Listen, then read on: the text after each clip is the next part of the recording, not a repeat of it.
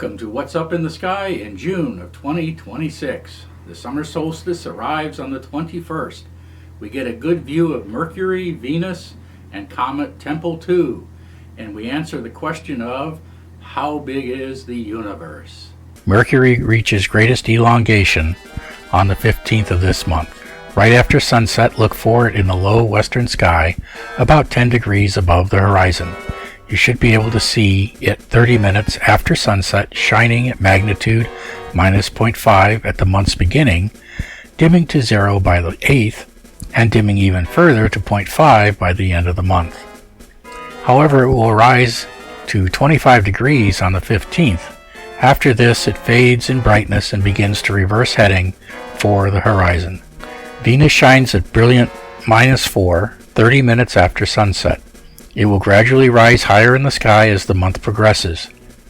Venus will be visible until 22:30 throughout the month. On June 8th and 9th, Venus will be in conjunction with Jupiter, about 1.7 degrees apart. Venus has a 77% lit disk spanning 14 arcseconds, giving an excellent opportunity to view this cloud-covered and extremely hot planet. Our object on the moon is a small but interesting one. On the 19th, look to the east, just above the equator, into the Sea of Tranquility.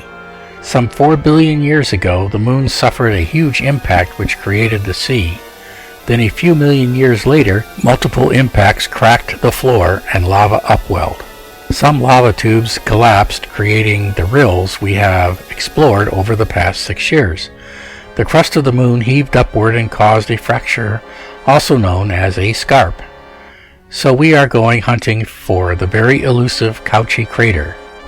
It is a small crater some 12 kilometers in diameter, which has dramatically tall ridges indicating a relatively recent impact. To the north of the crater, find a rill which has been impacted several times. Then to the south, find a prominent scarp casting a shadow. These objects cannot be seen a couple of days later as the sun's angle wipes out their shadows. Finally, check out 2 lava domes to the south and southwest of Cauchy. The eastern dome is probably a shield volcano. A shield volcano is one that is raised above the landscape with a cliff, and when looked at vertically, looks like a knight's shield. The western dome is most likely a bubble of lava that rose and froze in place. Mars rises at 0348 on the 1st and 0256 on the 30th.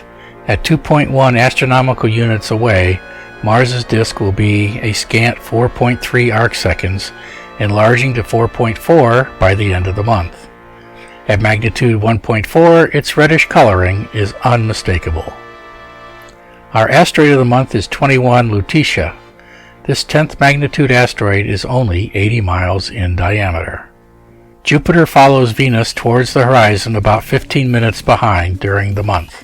Shining at magnitude minus 1.9, the king of planets shows a 33 arcsecond disk. I will list the transits of the Galilean moons and their shadows in the calendar of events. Saturn rises about 0300 on the 1st and 0130 by the end of the month. Saturn's rings are spreading out as our orbit takes us further below Saturn's orbit. The rings should be about 9 degrees, and you should be able to discern the Cassini division, the black ring separating the 2 outer rings. Saturn's shadow should also be visible on the rings. Saturn itself is a 17 arcsecond in diameter object, and with its rings it is 39 arcseconds in diameter. Uranus is not viewable in the first 2 weeks of June. Look for it to rise about an hour before the sun after the 15th, shining at magnitude 5.8. Neptune rises around 0230 on the 1st and 0100 on the 30th, shining at magnitude 7.8.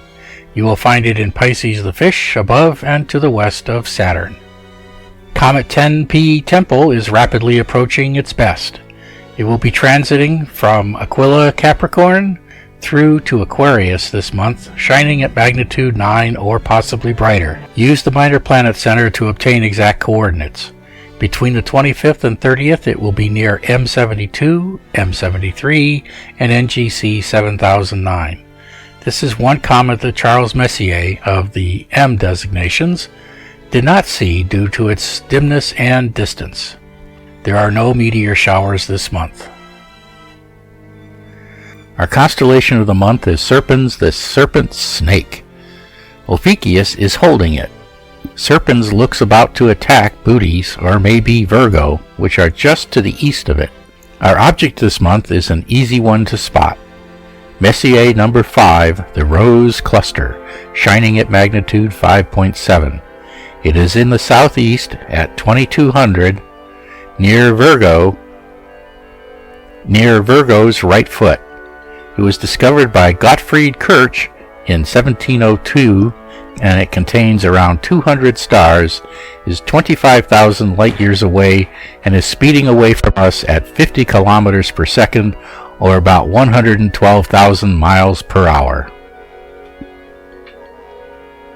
The question of the month is, how vast is the universe? So let's begin with our solar system. The Earth is about 25,000 miles around.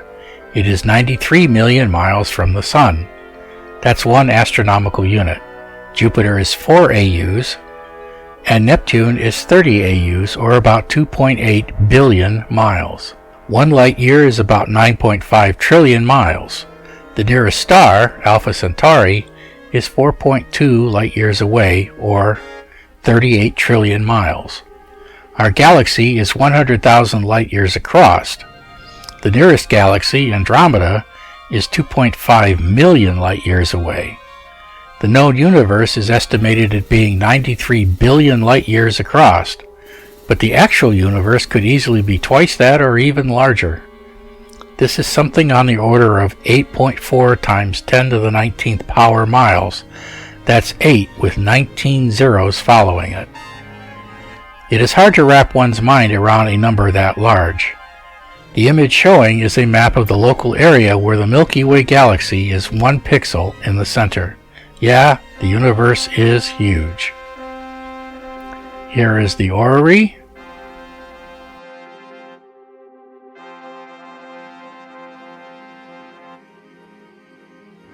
Here is the calendar of events.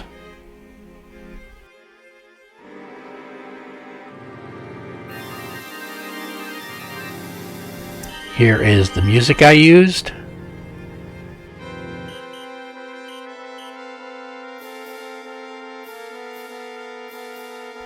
And now for the dad joke.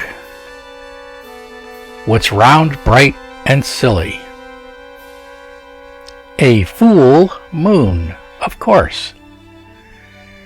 So go out and enjoy the nice warm summer air as June comes into being and the summer solstice makes the nights the shortest they can be.